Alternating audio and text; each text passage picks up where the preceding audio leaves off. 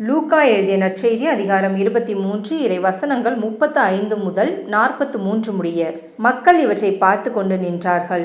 ஆட்சியாளர்கள், பிறரை விடுவித்தான், இவன் கடவுளின் மெசியாவும் தேர்ந்தெடுக்கப்பட்டவனுமானால் தன்னையே விடுவித்துக் கொள்ளட்டும் என்று கேலி செய்தார்கள். படைவீரர் அவரிடம் வந்து புளித்த திராட்சை ரசத்தை கொடுத்து, நீ யூதர்களின் அரசனானால் உன்னை காப்பாற்றிக்கொள் என்று எள்ளி நகையாடினர். இவன் யூதரின் அரசன் என்று அவரது சிலுவையின் மேல் எழுதி வைக்கப்பட்டிருந்தது.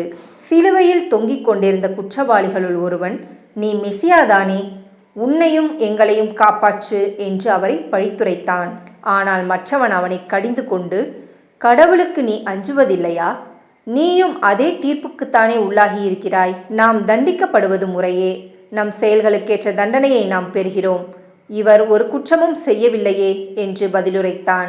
பின்பு அவன், இயேசுவே, நீர் ஆட்சியுரிமை பெற்று வரும்போது என்னை நினைவிற்கொள்ளும் என்றான். அதற்கு இயேசு அவனிடம், நீர் இன்று என்னோடு பேரின்ப வீட்டில் இருப்பீர் என உறுதியாக உமக்கு சொல்கிறேன் என்றார். இது கிறிஸ்துவின் நற்செய்தி. கிறிஸ்துவே உமக்கு புகழ்.